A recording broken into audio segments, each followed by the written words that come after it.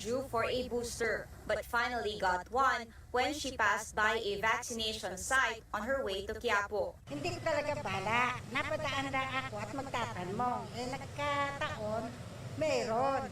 Kaya tinuloy ko na. Kesa para babalik pa ako uli. Like most vaccination sites, this one in Cartilla ng Katipunan in Manila is getting fewer booster vaccinees. Most of those who come here take the additional dose if required for work or travel. The new administration is playing catch up on slow booster uptake. Next Tuesday, a new vaccination campaign kicks off to fully vaccinate 90% of senior citizens and 50% booster coverage among 78 million Filipinos within the president's first 100 days in office. To do this, they need to go from the current 250,000 vaccinees weekly to over 397,000 people daily until early October. This time, there will be more regular vaccinations to where the people are, like schools, transport terminals, places of worship, and factories. Senior citizens, we can find them, most of them, at home. Hirap, lumabas, we go to them. Children will go to school already. So let's set it up there. Baka mas ma-encourage natin ang mga bata at mga nanay nila na magpabakuna. Even the teachers who are not yet vaccinated. Perks of getting boosted and disadvantages of those who don't have one are still being discussed. But if the government reaches its target vaccine coverage, Health Officer in charge Vergeres says the president is looking at making wearing a face mask optional outdoors. If we reach that 50% booster coverage, we have enough confidence that the wall of immunity will be there. Ang unang-unang sinabi ng presidente, baka sakasakaling pag-aralan na natin na pwedeng yung mask outside spaces ay maari nang maging voluntary na lang. Without enough data to back its safety and efficacy, health officials can't yet endorse a second booster shot for the general population. But they are asking the Food and Drug Administration to study the second booster shot for age 50 to 59 based on studies done abroad. Caroline Bongkin, CNN Philippines. Omicron offshoot BA.5 is dominating COVID-19 cases in the United States. 78% of new infections across the U.S. last week were positive for the subvariant. Health officials say that is up from 69% the week before. The spread of BA.5 is causing a wave of breakthrough infections and reinfections in the U.S., with hospitals seeing an increase in admissions and even deaths. The U.S. Center for Disease Control and Prevention has recommended a fourth vaccine brand, Novavax, carrying different immunity against more infectious variants.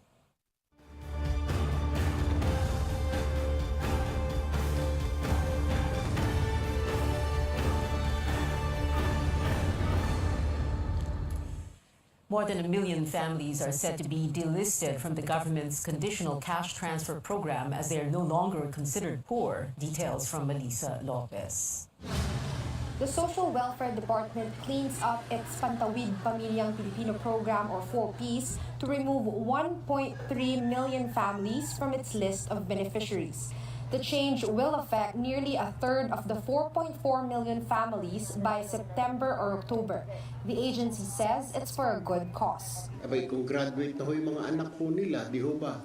May trabaho na ho sila, medyo malaki na ho kinikita. Yung mga anak nila na sa OFWs na ho, natutulungan na ho sila, inaalis na ho natin para yung kanila pong pwesto na yun, ibigay naman natin doon sa mga wala pong natatanggap at all. Wala pa pong yung isang kahit isang tuka o yung isang beses lang isang araw kumain.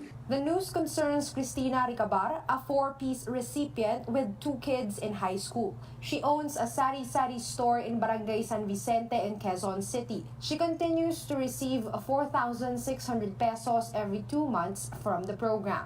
Malaking tulong talaga sa amin yan. Kasi kahit paano, para sa mga anak ko, sa pag-aaral nila. Sana kung gano'n na may tatanggalin, investigahan nila na para at least valid reason talaga na matanggal pa.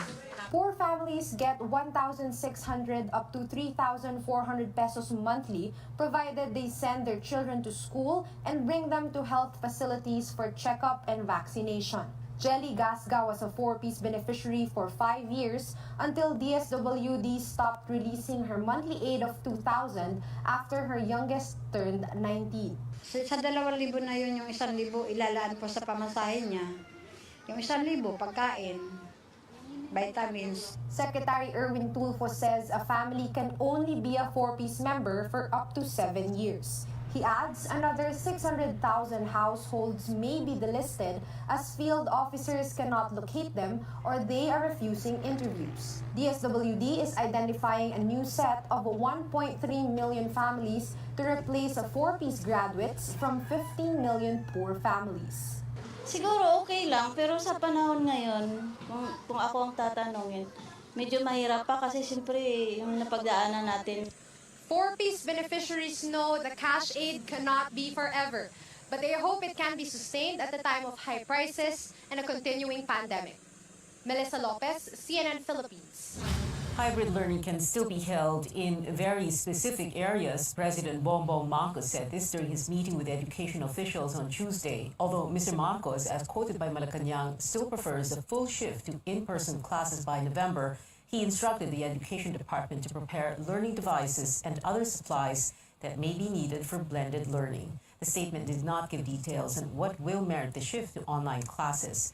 In a separate statement, Vice President and Education Secretary Sara Duterte says the department will prepare a plan on institutionalizing blended learning under special circumstances.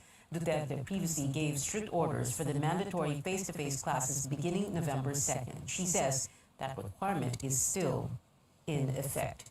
The group Teachers Dignity Coalition welcomes this development but hopes the government will consider moving the opening of the school year to mid-September to, quote, further study the situation, prepare the field, and implement the existing rules on teachers' rest, unquote. A former labor official has been named new Director General of the Technical Education and Skills Development Authority, or TESDA. Press Secretary Trixie Cruz Angeles confirming the appointment of Danilo Cruz. He was former Labor Undersecretary for Employment and Manpower. Bowling legend Bong Ku now heads the Philippine Sports Commission. The medal sports icon was former president of the Philippine Bowling Federation. The top positions at the Departments of Health, Science and Technology and Department of Human Settlements and Urban Development have yet to be filled nearly 3 weeks since Mr. Marcos took office. Up next on Newsnight, the President's first State of the Nation address happening in 5 days. CNR Cantel walks us through preparations at the Batasang Pambansa Live. And this Filipino boy group is always ready to take to greater heights. Find out what SB19 achieved this time. Stay tuned.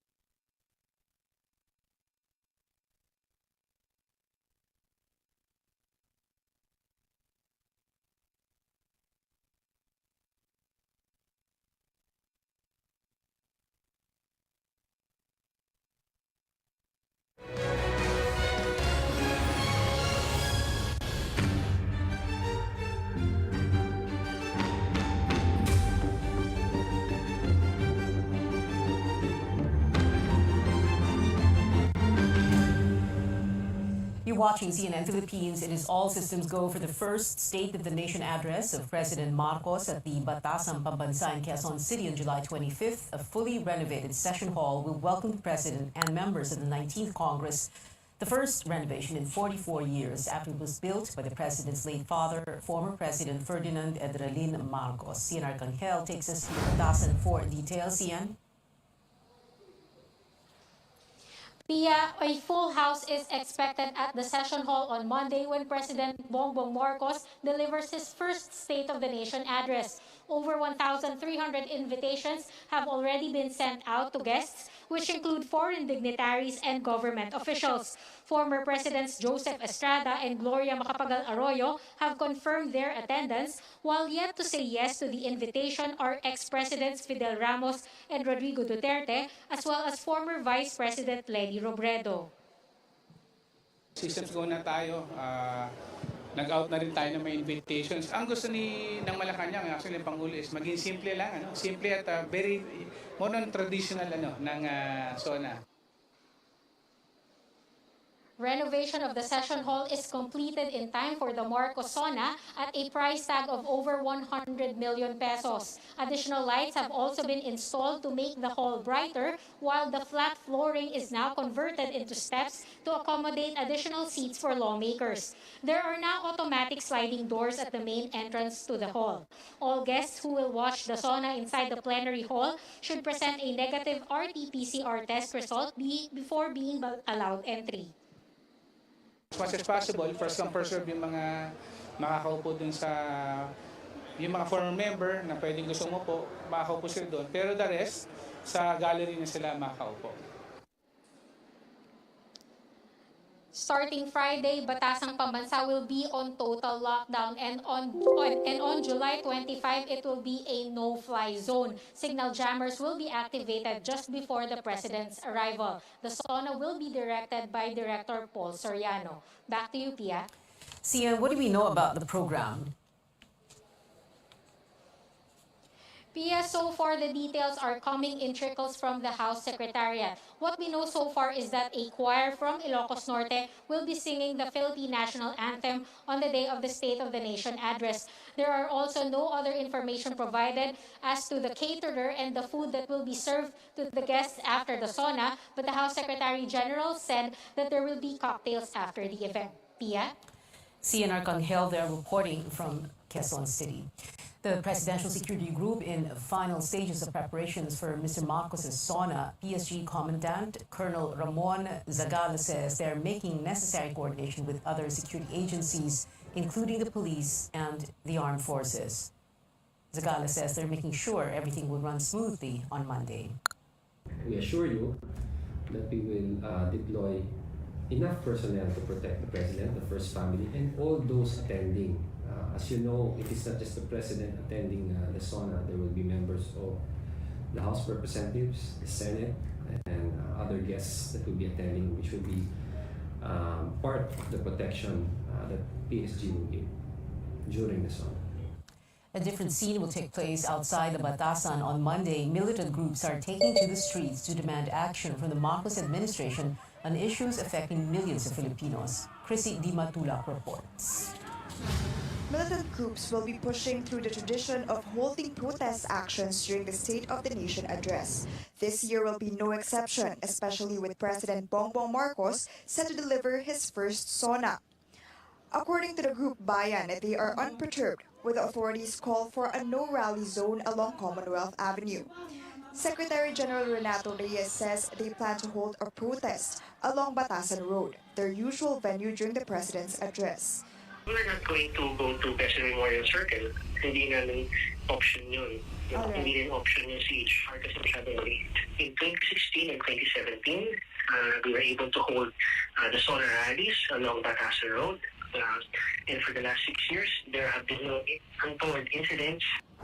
Less than a week before the SONA, authorities deemed Commonwealth Avenue a no-rally zone, saying protesters, whether pro or anti-government, are only allowed to gather in freedom parks, such as the UP grounds and Quezon Memorial Circle. The Philippine National Police clarified that if rallyists are able to secure a permit from the local government unit, they can hold actions even along Commonwealth. As long as they will be issued permit po at nakalagay po doon yung time and manner and place po nung pinayagan po na area ay pagbibigyan naman po ng PNP po yun. Police said they will be implementing the appropriate response when needed. Kung magkakaroon po ng sakitan, definitely po ay hindi po maiiwasan na magkaroon po ng arrest dyan. At may mga naka-standby po tayo na mga bus po ng BGNP na kung saan po pwede po nating dalhin po doon sa kasakaling may mga aresto. Pero this time, ma'am, patuloy po kaming umaapil sa mga grupo po na magpoprotesta na wag na po sana tayong humantong sa ganong sakitan. The usual practice of burning effigies is discouraged this year, in line with the adherence to minimum health standards. They say this is to avoid the gathering of massive crowds at a specific area. Bayan says they are currently coordinating with the Quezon City local government in order to secure a permit. Chrissy de Matulak, CNN Philippines. What can we expect during President Marcos's first sauna? A glimpse of some traditions and rituals in this first of a three-part sauna series. Another year, another State of the Nation address. Only this time, it's a new administration, a new president. But it's not just any new president. He's a Marcos, something the forces that ousted his father 36 years ago never saw coming. A wild pendulum swing, a 180-degree turnaround from 1986 to 2022. So now we can't use the term post-Marcos to describe every Congress since 1986 because, well, it doesn't apply anymore. Because Ferdinand Romualdez Marcos Jr. is president and he's delivering his first sauna on July 25th. Ladies and gentlemen, honorable members of Congress, the President of the Republic of the Philippines, President Rodrigo Roa Duterte. Which, as tradition and ritual dictate, go by clockwork. A State of the Nation address is delivered every single year, every fourth Monday of July, in the plenary hall of this Batasang Pambansa. Shortly before 4 in the afternoon, the President disembarks from a chopper and is welcomed by the Chief of Staff of the Armed Forces and the Sergeants at Arms of both the Senate and House of Representatives. This welcome symbolizes the fact that the executive and legislative are co-equal branches of government. AFP Chief of Staff General Andres Centino, appointed by former President Duterte and extended by President Marcos, escorts the President through an honor guard for arrival honors. Waiting at the end of that honor guard formation will be the Senate President, Juan Miguel Zubiri, and the Speaker of the House, Martin Romualdez, the President's first cousin on his mother's side. There was a Speaker Daniel Romualdez, Imelda's uncle, from 1957 to 1962, 3 years before Marcos Sr. became president. So as the president enters the Batasan, he's brought first to a holding room to wait for the appointed time. Rodrigo Roa Duterte. And when that appointed time comes, he's led to the session hall where he makes his entrance. Now that pandemic restrictions have eased up a bit, the sauna red carpet fashion show may be back to a certain extent, so the plenary hall will be filled with an extremely well-dressed crowd. By the time the President ascends the rostrum, the joint session will already have been called to order with a bang of two gables and the mounting of the Senate and House maces on their holders. The only other two times when Congress is in joint session is when it convenes as the National Board of Canvassers to canvass the votes cast for President and Vice President as it did in May. And when it considers martial law as it did in July 2017 when it extended martial law in Mindanao because of the siege of Marawi City. Part 2 of the Sauna 2022 series tomorrow here on Newsnight. We'll also bring you the first sauna of the 17th President Bongbong Marcos as it happens on Monday, July 25th from 2 p.m. onwards at the Batasang Pambansa in Quezon City. Catch live pictures of the opening of the 19th Congress at 9:30 a.m. only here on CNN Philippines. Siblings, Senators Pia and Alan Peter Cayetano have yet to decide whether they will join the majority or minority blocs in the 19th Congress. Alan Peter says forming an independent bloc is one of their options if they fail to reach an agreement with either presumptive Senate President Mig Zubiri and or Senator Coco Pimentel. Pimentel is looking to become the minority leader. The siblings want to make sure that the so-called supermajority will be independent, while they fear conflict in the race for the minority leadership. Kung magma-minority, 4 kami, baka mag-2-all sa minority leader. And as I said, ayoko naman makipag-agawan. So, kung makipag-usap sila and they want me to lead the minority or they want Senator Pia, then pwedeng pag-usapan. Pero kung mag-aagawang kami, pwede naman kami mag-independent. If Senator Risa and Senator Coco would want me to lead the minority, because I did that during Pinoy's time and then I was a former speaker, I don't think I'll say no to them. In a text message to CNN Philippines, Pimentel said the Cayetanos are welcome to join minority and they will just have to settle the leadership issue among themselves. In other news, the Foreign Affairs Department looking to repatriate over 100 Filipino nationals in Sri Lanka soon as the South Asian nation grapples with economic and political unrest. Foreign Affairs Undersecretary Eduardo de Vega says 115 Filipinos want to go home, but he says it's difficult to arrange a repatriation flight because of Sri Lanka's administrative requirements. He adds the government is looking to fund commercial flight tickets of returning Filipinos. Certainly, ang gusto namin, bago matapos ang buwan ng Agosto, lahat ng nakauwi na gustong umuwi, nakauwi na. So, in the next few weeks, umpisa na yan umuwi. The government also working to provide financial assistance to Filipinos staying in Sri Lanka, but De Vega says bringing money to the country is also difficult because of regulations on inflation. Around 700 Filipinos are living and working in that embattled country. Well, a move likely to anger protesters still in Sri Lanka, with lawmakers electing the embattled former prime minister as president. Ranil Wickremesinghe won 134 out of 223 votes from Parliament Wednesday. Wickremesinghe sat as acting president after the former top official fled Sri Lanka and eventually resigned. Scenes of devastation in China, with the nation suffering from extreme weather emergencies. Towns and farmlands have been washed away by severe floods as COVID-19 health workers collapse from the scorching heat. Millions of people displaced, some even killed by flooding and landslides in China since May. And in the United States, excessive heat alerts have been raised over 20 states. This means more than 100 million people, or 1/3 of the American population, are facing a dangerous heat wave. Forecasters project dozens of record-high temperatures across the southern U.S. Wednesday. Straight ahead on Newsnight, head coach of Gilas Pilipinas says sorry to Filipinos after yesterday's devastating loss to Japan. And a sigh of relief from Pinoy fans of Justin Bieber with his Manila concert officially pushing through. More after the break.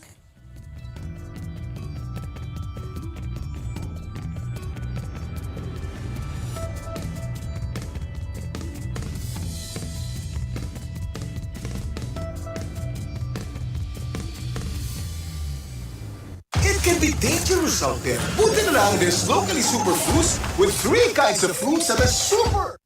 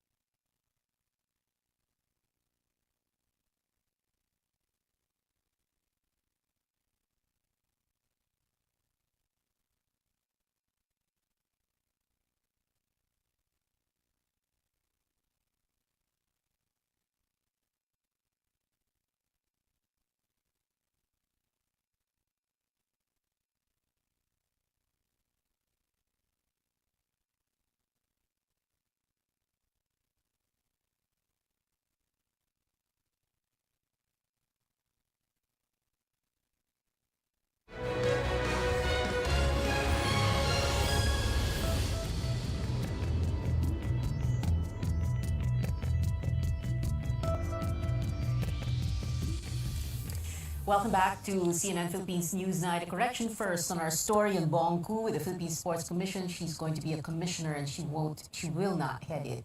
Now, meantime, let's go on to other sports stories. It is the end of the road for Gilas Pilipinas in the FIBA Asia Cup in Indonesia after finishing in 9th place. The national men's basketball team bowed to Japan in a knockout game last night, 102-81. It was Japan's first win against the Philippines in 12 years. Gilas head coach Chot Reyes apologizing for disappointing, quote, a lot of our countrymen. But he said the tournament exposed the team to a new level of play.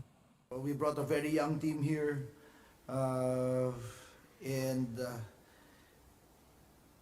the experience is just going to make them better.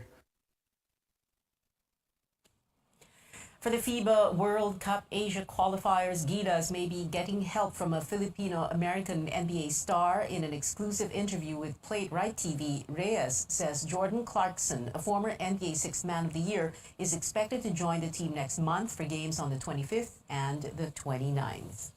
Updates on local concerts now. Great news for Believers. All is set for Justin Bieber's show in Manila. Ovation Productions confirms the American pop star is resuming his Justice World Tour after postponing shows last month in Canada and the U.S. because of health issues. Justin previously posted a video showing that he was unable to move half of his face because of Ramsay-Hunt syndrome. Bieber is holding a concert at the CCP Open Grounds on October 29. And fans of Jessie get ready to zoom in at the Mall of Asia Arena in Pasay City. The K-pop rapper will perform there on September 30th. Pre-selling for tickets is set on July 31st, while the official sale begins the next day.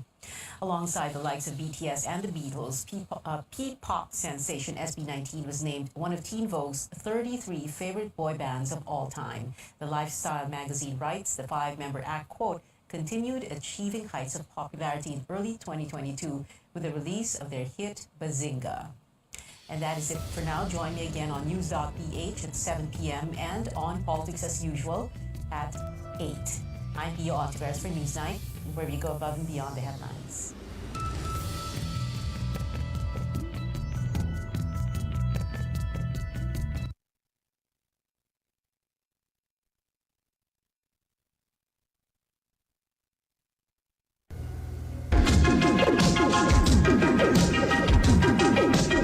RPN, Radio Philippines Network Incorporated, DXKO.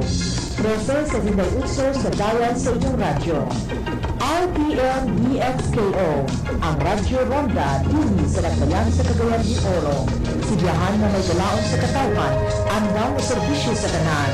Ang RPN DXKO Radyo Ronda, sakop sa KBP, kapisanan ng mga broadcaster ng Pilipinas.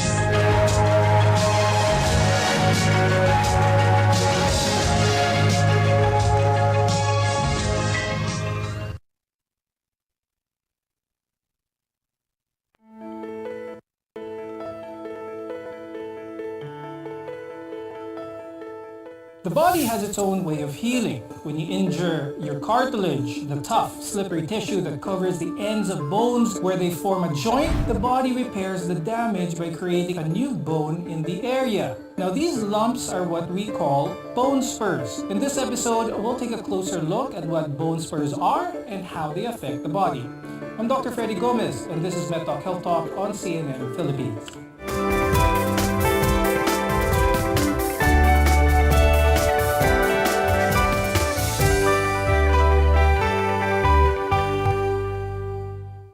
Our guests are here today to guide us on what are bone spurs.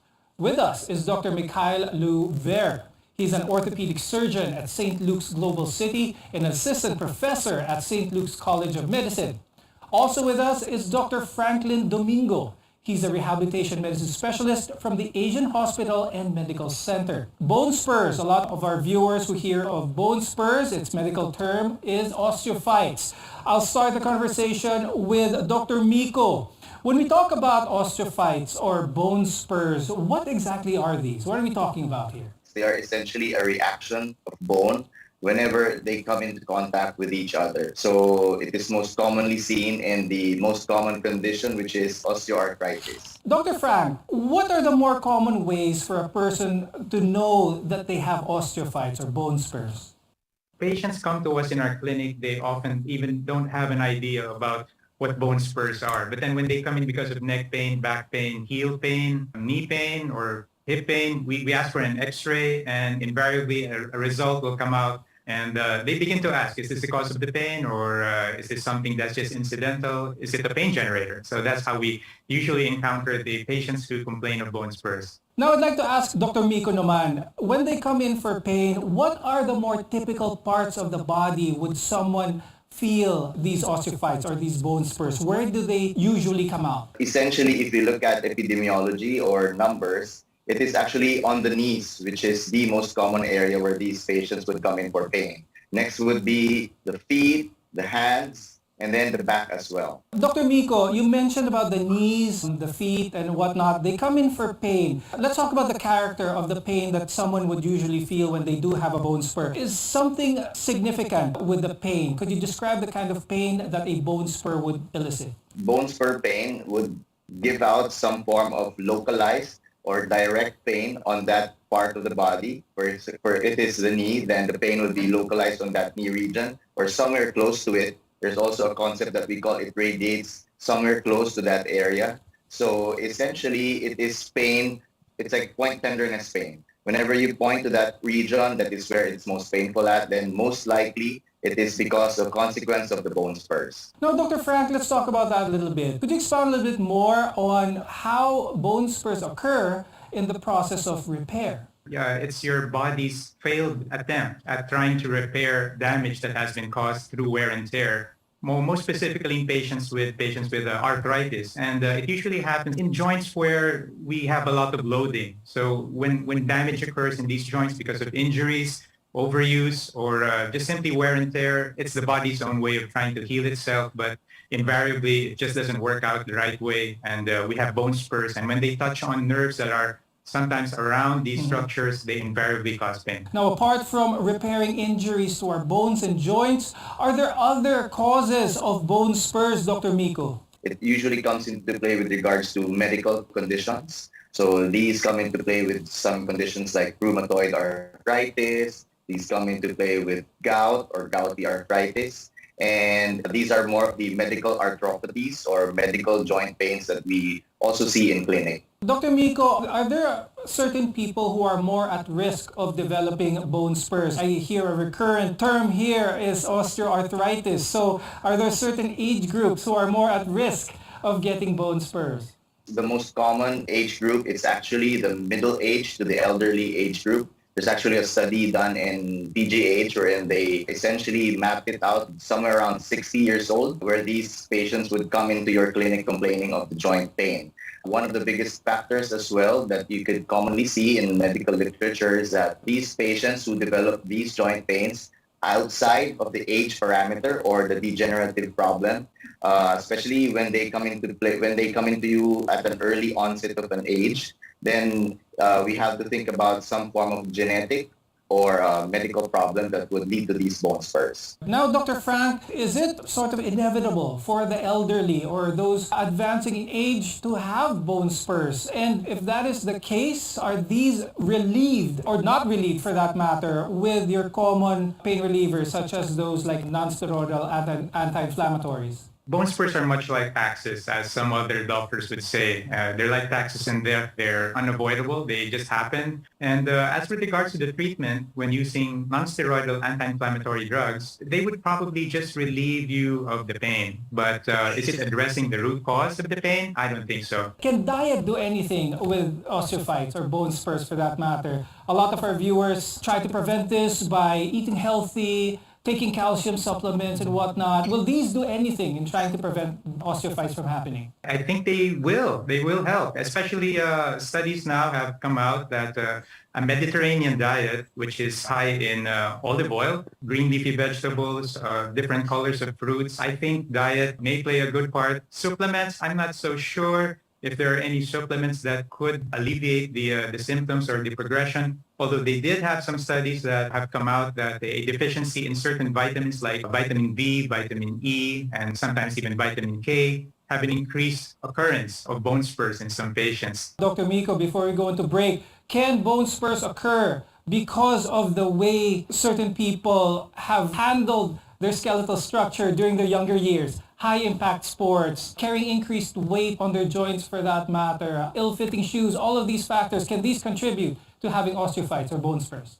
Whatever the person has done onto their earlier parts of their lives, essentially it adds to the load on the joint. And then as we know that these bone spurs are a natural reaction to these overloading issues, then in a way, it takes a chip daily into your joint longevity. Weight management together with exercise is the easiest way in terms of trying to prevent the progression of these bone spurs. When we return, we'll discuss how bone spurs can be signs of a more serious problem in your body. We'll be right back here on MedTalk Health Talk.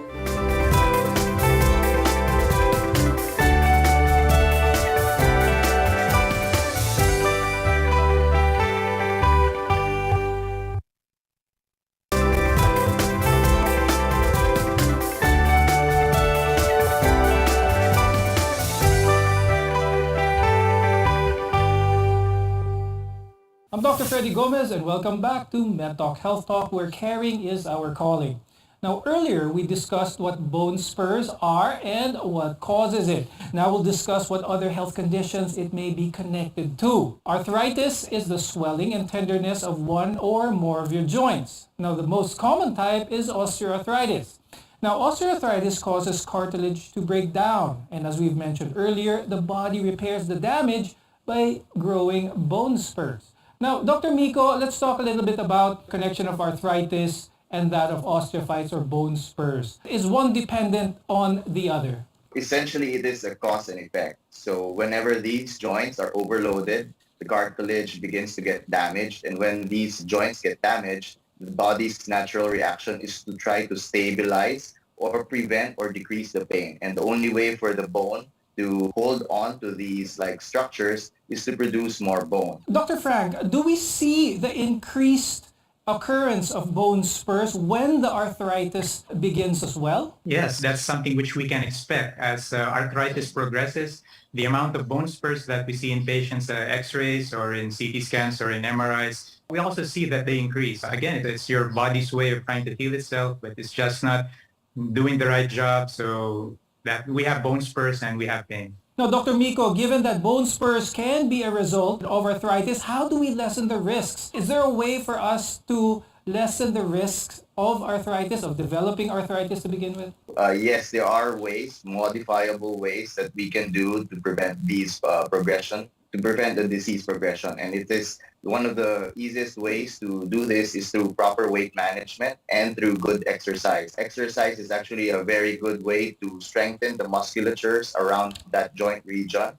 And once we get these good muscles around these regions, then essentially it is a way of unloading the joint. Dr. Miko, could you give some exercises for the viewers that are not hard on the joints, that are not high impact, but at the same time effective in addressing, trying to prevent arthritis and therefore bone spurs? It's actually quite a tricky question because it depends mostly on the affected joint.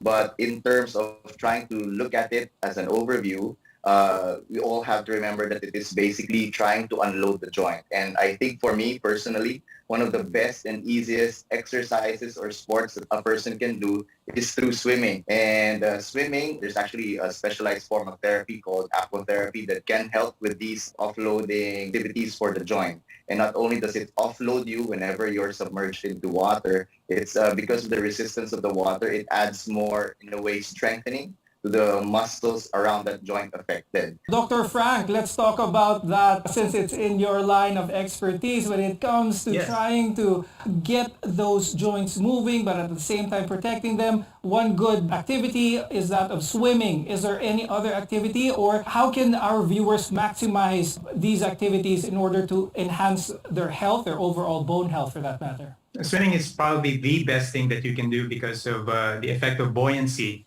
As you know, buoyancy is there to take off the weight and stress off the knee joints and your hip joints and some of the joints on your back. But something more practical would probably be walking. It's the easiest thing you can do. Very simple. You don't even need a trainer. You don't even need a swimming pool. Simply walking to the best of your ability. A brisk walk would be nice. A brisk walk to a 90-year-old might be very different to a brisk walk for a 50-year-old.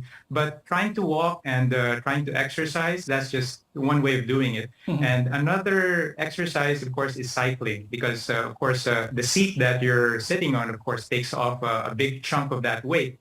And what are the things that we should avoid? Definitely high-impact activities like jogging, running, maybe playing tennis, playing basketball, anything at all that puts a lot of weight on that joint, we try to avoid that. Now, we've been talking about ways to prevent it. Let's talk about therapies done for someone who is diagnosed with that of a bone spur. Dr. Miko, let's talk about someone who has a diagnosis of bone spur. First of all, is it easy to spot an osteophyte, Dr. Miko? Yes, it is actually quite easy. A simple X-ray can essentially showcase where these bone spurs are located and how large they are. So, Dr. Miko, once someone is properly diagnosed to have osteophytes or bone spur, what is the usual next line of therapy? In terms of sequencing for therapy, whenever patients come into our clinic, it's because mainly of pain.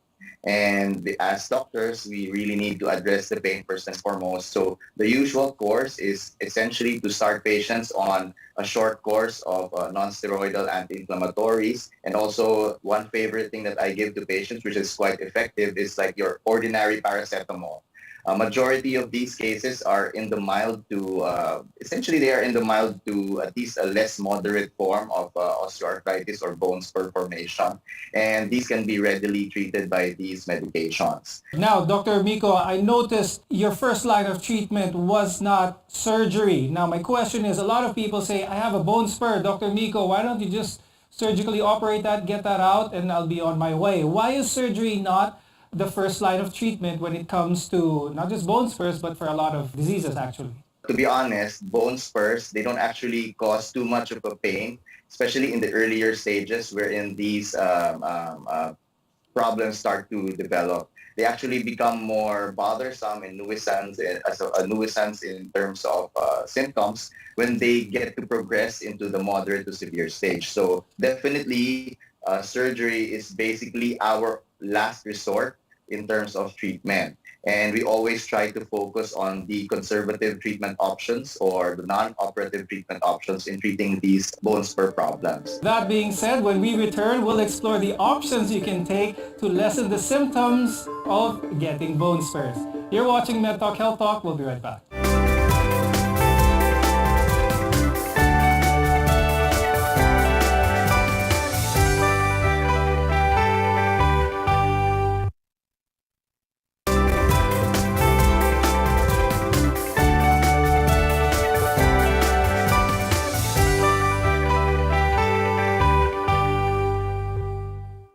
I'm Dr. Freddy Gomez, and this is MedTalk Health Talk, your partner in healthcare. Now that we know what bone spurs are and how they are diagnosed properly, let's discuss how different forms of treatment are and how they are there to prevent bone spurs from causing you more trouble. Dr. Frank, let's talk about some of the therapies involved when someone is diagnosed with having a bone spur. Depending on where they are, let's talk about the more common one on the knees and the feet. What type of therapy are patients expected to have when they are under your care?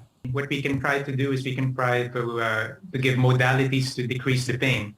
We could use heat, we could use cold, we could use transcutaneous electrical nerve stimulation. There are newer modalities right now such as shockwave therapy, which may actually help to alleviate these symptoms of pain. But more importantly would be exercise, especially the vastus medialis oblique, or it's part of the quadriceps group of muscles, which is involved basically in stabilizing the knee. So we need to do that. When it comes to a timeline or a time frame where the patient can feel some relief from the pain. I know it varies from patient to patient, but on average, what kind of time frame are we looking at before they can actually feel better and the pain is much less? We can usually feel some pain relief by starting the medications. So giving a short course of pain medications would be helpful while waiting for the longer-term effect of rehab to come in. So while we're decreasing the medications, we're actually going up on the strengthening exercises, and that would probably alleviate the symptoms of the patient, not only in the short term, but also in the long term. Now, Dr. Miko, can a bone spur resorb on its own? Meaning after good therapy, losing weight, and all this stuff, can the bone spur or the osteophyte resolve on its own, become normal on its own? The short answer is no. Whenever these osteophytes start to form, they are basically permanent structures. And the only thing that we could do in terms of trying to grab onto these like bone spurs is to prevent the progression or further production of more bone spurs. Now, Dr. Miko, let's talk about surgery for a second here. When is surgery an option for someone who is diagnosed with osteophytes? It is always the last option that we take in terms of trying to control the pain. These patients would generally have the severe form of osteoarthritis wherein their joint space has completely eroded. And you can see that essentially whatever these positions come into, it's causing pain, whether at rest, whether while sitting.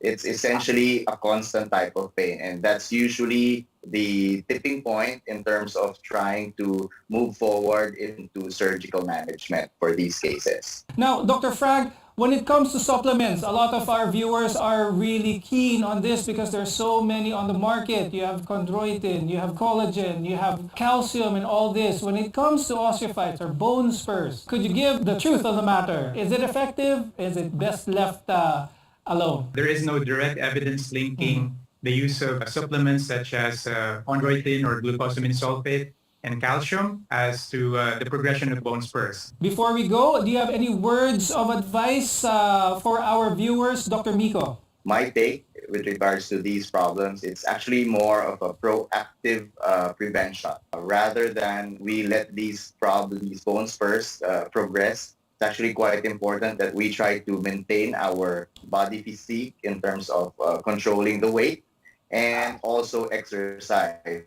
I've been seeing a lot of patients who, because of this pandemic, has significantly gone down in terms of physical activity. And I think in terms of moving forward and treatment of these problems, it's more going to be concentrated and should always be concentrated on prevention. And Dr. Frank, your advice for our viewers? Yes, and like death and taxes, bone spurs may be unavoidable, but then there are certainly so many things that we can do to control the pain.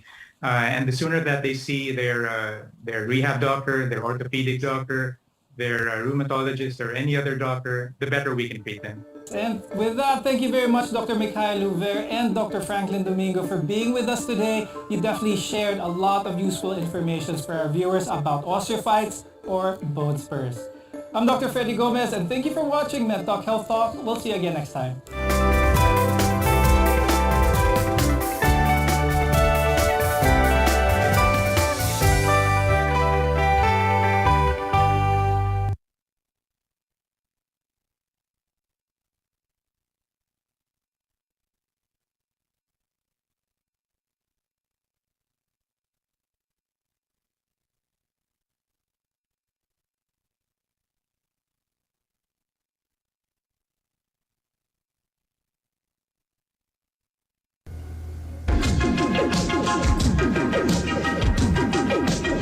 RPN, Radio Philippines Network Incorporated, DXKO. Presence sa Sinday Usos sa Dayan sa inyong radyo. RPN DXKO.